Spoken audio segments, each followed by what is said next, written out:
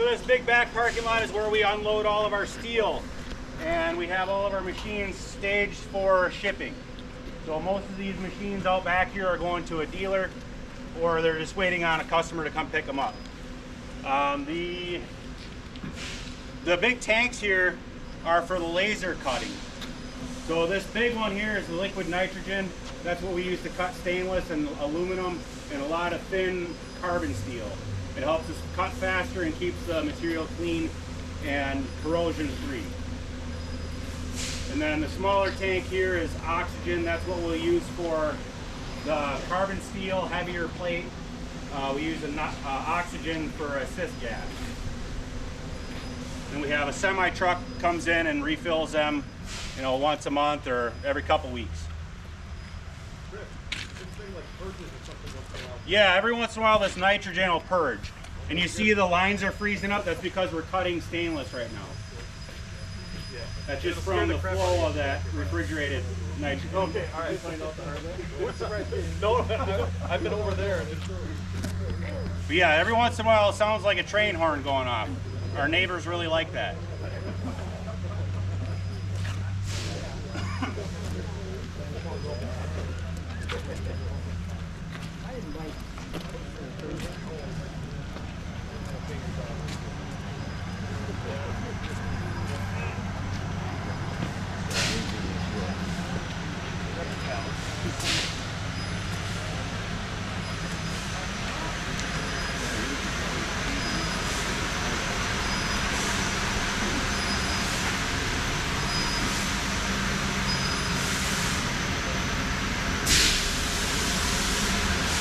All right, so this first bay here, this is where we receive all of our materials in, all of our raw materials.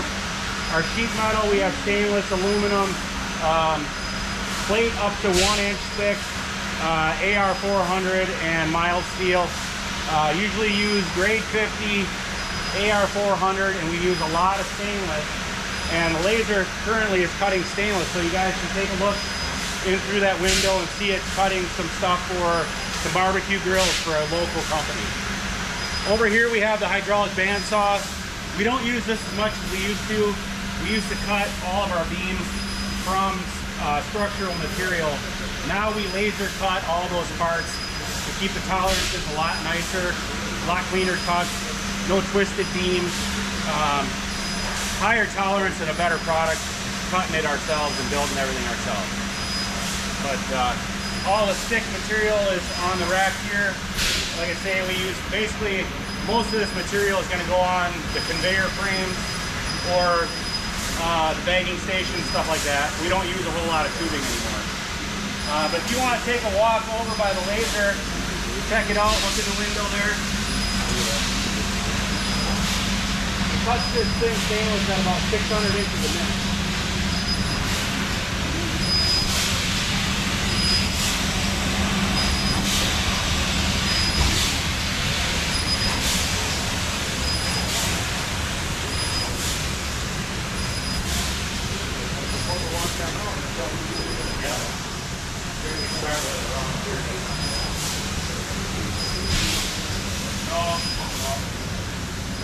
I just wanted to sell a couple of wood splitters so I could pay my mortgage.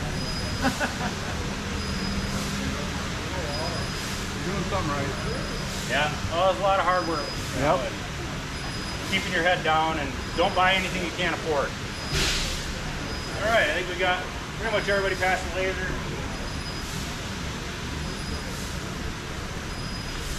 So these are our press brakes. These are 5-axis Stefan press brakes. This one is hydraulic powered. It has it can use either electronic swervo motors or hydraulics to power this one. If it has small tonnage, we can use just the electric power on this one. This one over here is all electric. So real precise bending. They're quite a bit more expensive than you think. Just this green and gray box here. It's between the pair here we have about $500,000. So if anybody wonders why wood splitters are so expensive, it's because we have a $600,000 laser cutting everything and $500,000 worth of press brakes forming them. So that's part of the whole equation. Luckily, I never had to take out a loan for anything. I always bought, you know, only what I could afford. Until we built the building, that's when I took out my first loan. So, now if we, and this here is a fab office. Dave here, raise your hand, Dave. Dave's our fab manager.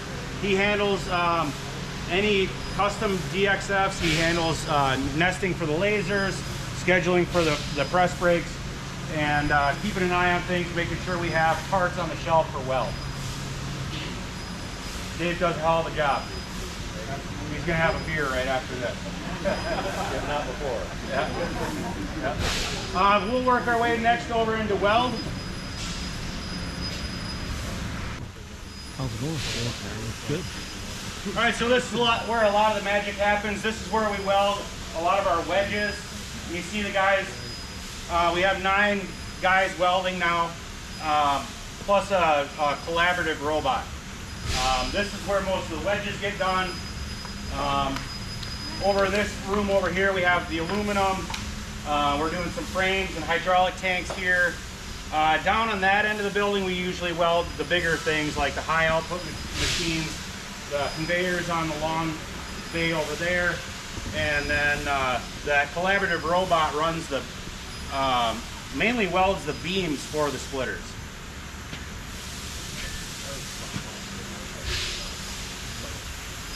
So it's kind of like jail cells here. Everybody's kind of, you got all these curtains up to keep from blinding each other. We head down this way. This rack here is all parts for these couple pallets on the floor. This one is wedges for the vertical machines, but those are the main wedges for the main horizontal splitters. And this is where we build all the beams, all the laser cut top flanges, bottom flanges, and the different sizes. We have 24-inch, 30-inch, and 36-inch stroke beams. So, and then we'll fit them up on this fixture table, stack them all together here, use the crane to set them on the robot here, and then the robot will weld them all. We flip them, they'll continue welding on them for a little while, and then once they're done, we stage them for the next operation down the line. So we had problems where the I-beams would come in quickly, and then you're doing more fighting with them, trying to straighten them back out and fix them, then it would work. So we cut and form and weld all of our beams so that we can keep them nice and square and flat and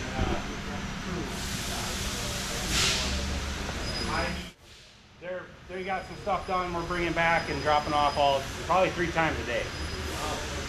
Yeah. So the robot welds the beam, makes the beam? Just the beam, yep. This part, yep.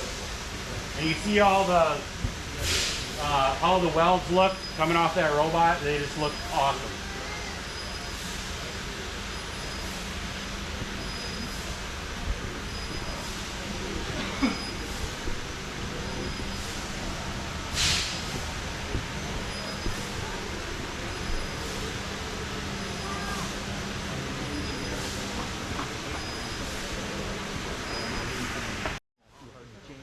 Alright, so this bay here is where we do all of our high output machines, our HDI models, our VSC models.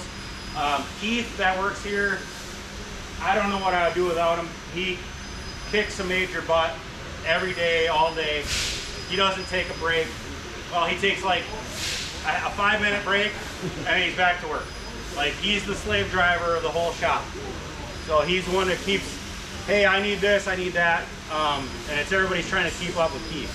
And he does the hardest job in the shop. So wish he was here today, but I think he's working on his house. He had raised his house up that didn't have a basement, and he's pouring the basement. And got his house up on cribbing. Now he's trying to set that back all in place. So he's a busy guy, but he's, yeah, like I say, I didn't know what I would do without him.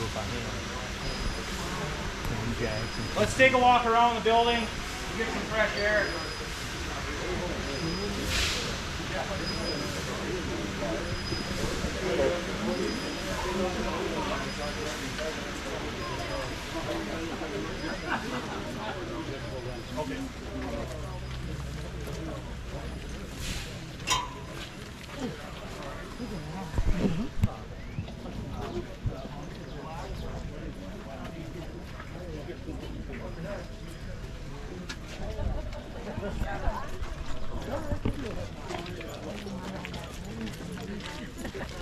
thought of something funny. I filmed some of these people filming their videos.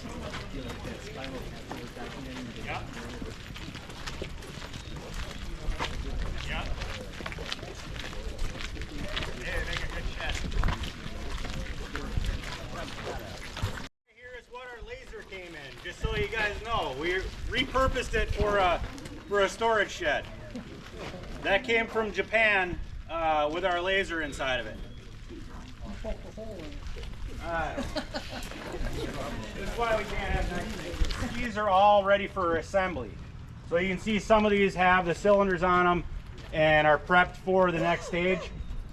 They kind of overloaded us. Normally we keep these inside, but they had so many come through all at once that we had to just start staging them outside like we used to do. So of course you see the vertical frames. Most of these are all 28 Pros.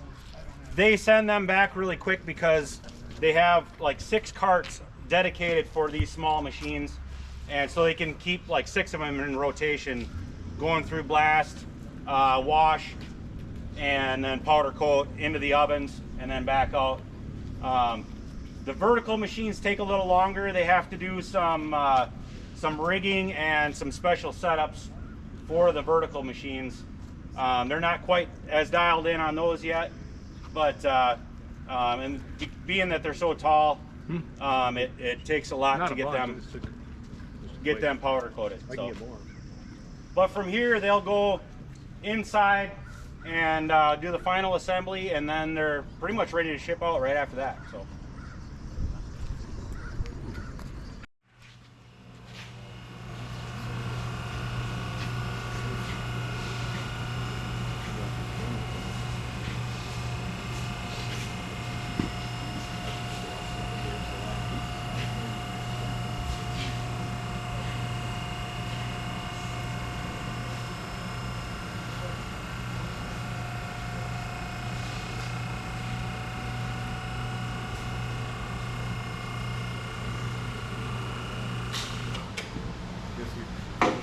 All right, so this is where we do our final assembly. This is our 28C compact commercial machine. Jay over here, the guy with the hangover, he has this same exact machine.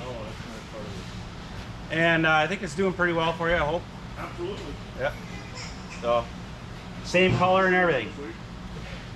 But we have 4 assembly bays and then 1 like pre-assembly area where we put our cylinders and push blocks on. And then basically from here, they'll move right over here, get filled with oil, do our test run, and then across the hall over to the QC area. And that's where they'll QC them and ship them out. A lot of these shelves are full of engines and pumps and whatnot. I think we have currently about $1.5 million in inventory for small parts, machines in process, raw materials. Yeah, so it's quite the operation. I never, I mean, I couldn't buy one of them pallet racks when I started, so just the rack, not the parts on them. So it's always reinvesting, and you know, if you can buy bigger quantities, you get a better price on things. You build more product in bigger batches, you save a little money. If you pay your bill early, they give you a discount sometimes. Some of the hydraulic shops, they have what they call a 2% discount for, or net 30, 2% 10 type of thing, where they have terms where if you pay for your bill within 10 days, you get a 2% discount. Doing all those little things really can add up, and of course having hardworking guys like Nick and Lee and Ben and Dave and Bob, all these guys working hard makes a huge difference too. And Nick doesn't like it when I crack the whip, but but it needs to happen every once in a while. So but yeah, our hydraulic oil is on this main shelf here in the middle. We'll have once a week we get hydraulic oil brought in. It's usually about 300 gallons a week for the hydraulic oil. final assembly, when you splitter leaves here, is it full of oil and has it ran? Full, yeah, full of oil, and we do our test runs. We set the pressures, and then a second guy, QC, will also run them and check for leaks, double check everything's, the pressures are set right, and all that stuff happens right over here. So when you buy your splitter, it's good to go. Yep, it's full of oil. All you got to do is add gas. Yep. Some of the machines will ship, like to the dealers, we'll have them on racks where you can double stack them onto semi-trailers. Those would ship out without tires, but it's generally only those machines are going to dealers. Some of the vertical machines we have to take the tires off, get them down for, especially going out east where they have all these low bridges and you have that conveyor sticking up above the machine. We'll take the tires off and save another 6 inches of height. So will the dealer then put the tires on and Yeah. get it ready for you? Yep. Yep. Yep. So no assembly required. Yep. The only thing we have that needs to be assembled is our fire pits and the bagging stations. We send them out. Yep. Yep. And over here we have a bunch of machines that are ready for QC.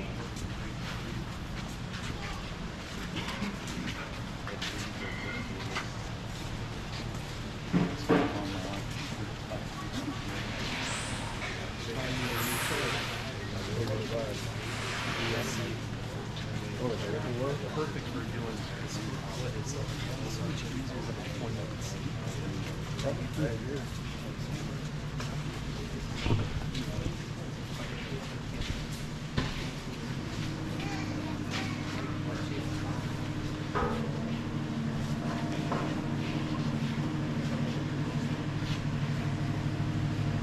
All right, so all these machines here are ready for QC to check them over, and then they'll get rolled out the back door for shipping, or they'll get freighted and sent out on a truck out this way.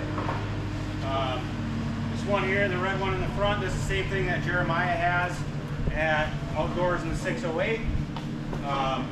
He has an orange one, of course, but this is the same unit. I believe you have the auto cycle. This one has the log lift instead. Of course, we have the big VSC, and the vertical splitters kind of took us off guard. We sold way more than we thought. So at one point we had 50 of those on order, and you know, they take 50 hours to build, or probably well, actually about 60 hours to build the first few, maybe a little longer. But I think that you know, I think we really changed the game with that machine. We put a lot of thought into it. It took a long time to have the time to do it right, but I think we did a pretty good job of it, contrary to popular belief. So, if you believe the Kool-Aid man. So, You aren't going to do one with that'll do 24 inches? that'll do. We have that option, yes. Yeah. So this one has 20-inch stroke. We feel like that's the most common for a vertical splitter. So we do offer it in the 24-inch stroke. It costs $600 more.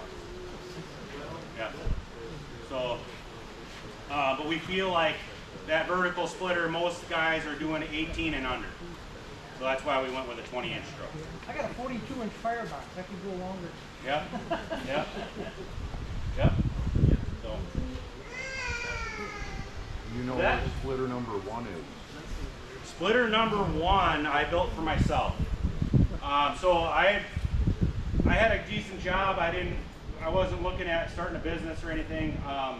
I had bought an outdoor boiler, and I had about 30 quarter rounds I had bought at an auction where I bought the boiler, and man, I need a splitter. So I borrowed my buddy's 35-ton Spico, and I tell you, that machine would split anything, but it would take you all day to do it. So that 18-second cycle time, I did about a face cord. It took, 3 hours. And so I told my buddy, I says, "Thanks, John. Thanks for letting me use your splitter. I'm never going to borrow it ever again." And I proceeded to build basically one of our high output machines, something that I could tow down the highway, go over to my buddy John's house, and he would bring the tractor, I would bring the splitter. Justin, the guy that's selling fire pits out there, he would bring the saw, and the three of us would make a bunch of wood all together all at once, and then I'd tow my splitter back home 30 miles and you know, have a cord of wood done in 3 hours with the three of us, you know, cut, split, in the truck, back to the house, you know.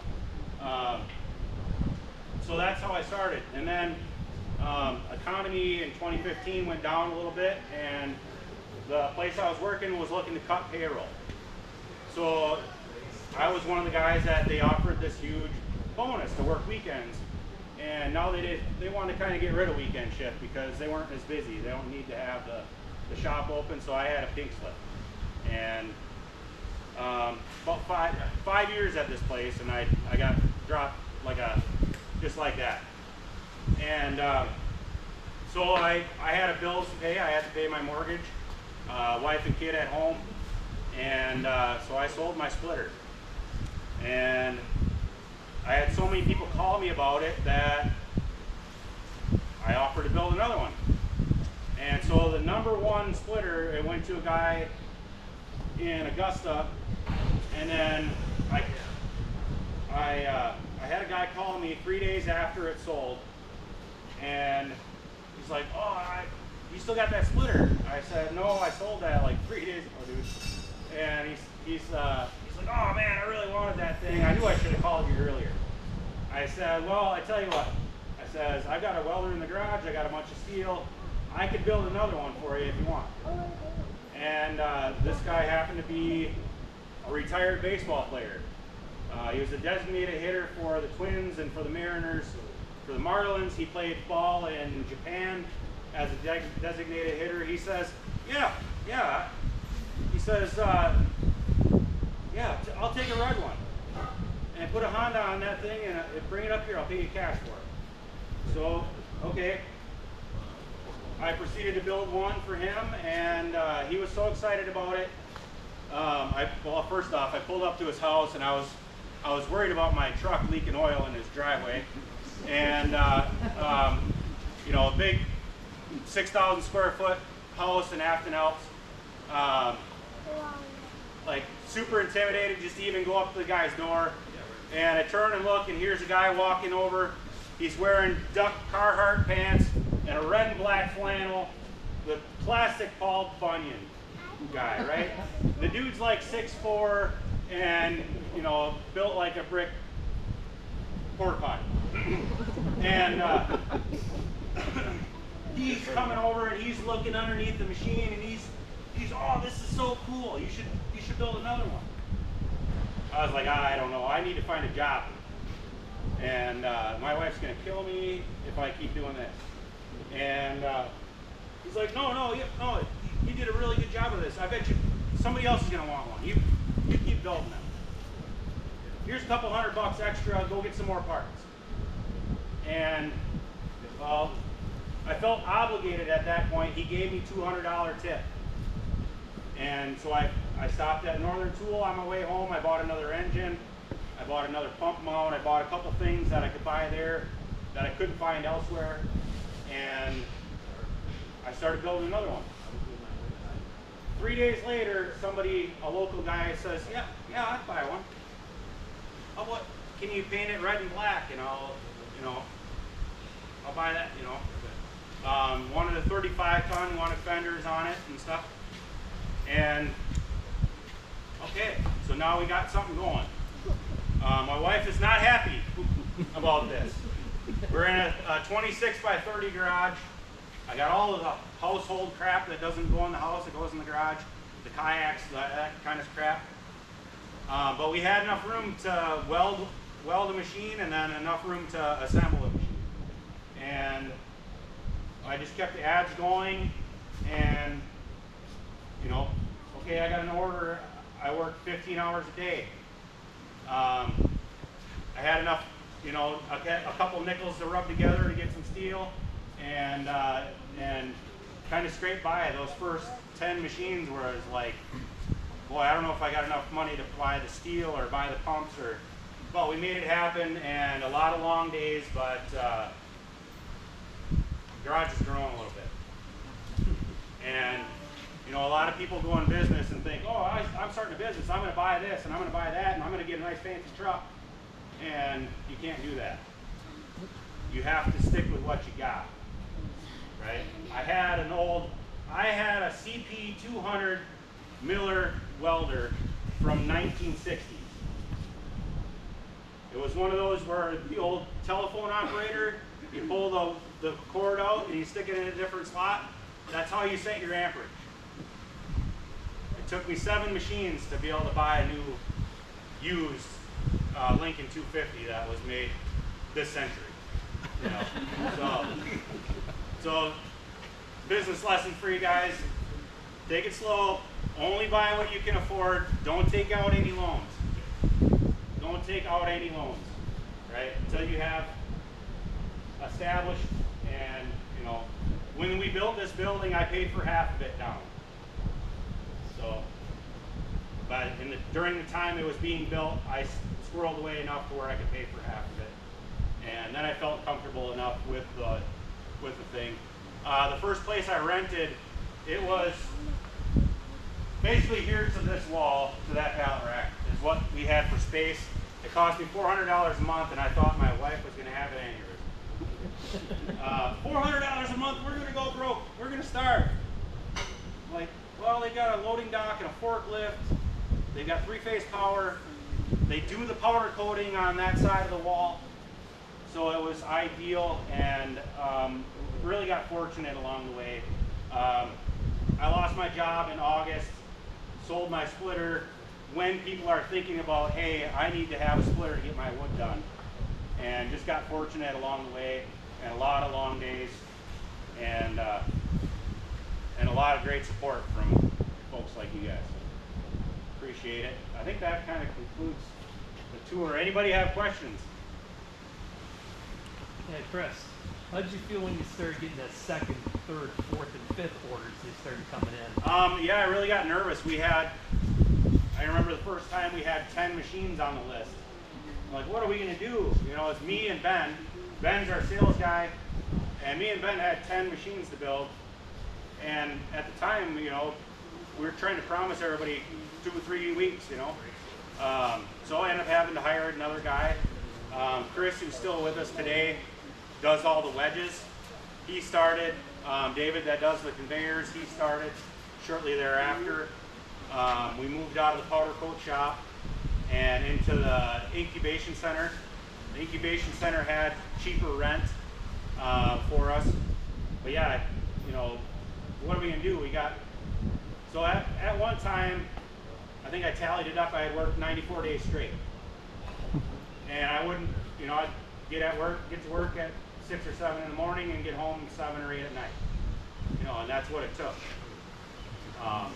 Thankfully now, we have enough people where those jobs are covered. I don't have to go out and weld tanks and then put the machine together over here and go, well, Joe called in sick, so I need to go weld some wedges.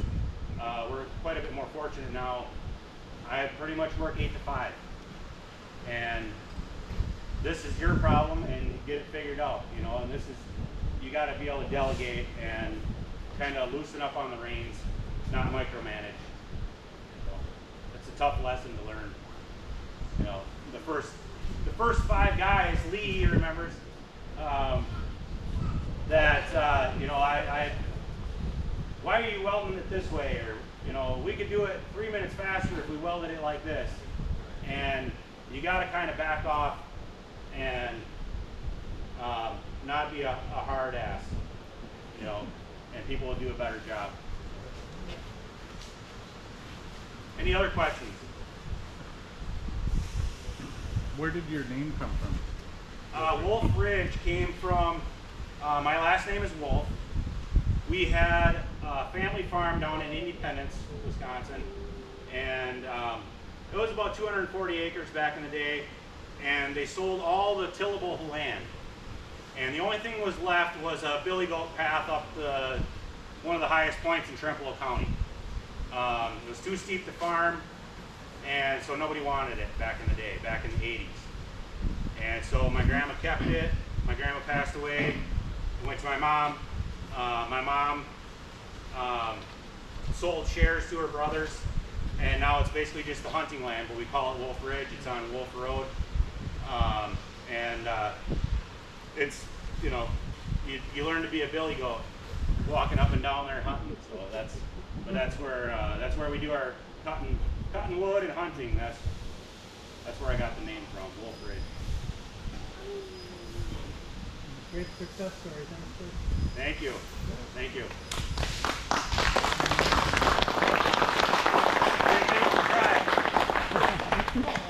It's been a lot of hard work, but yeah, it's definitely, now the wife doesn't complain about spending $400 on rent.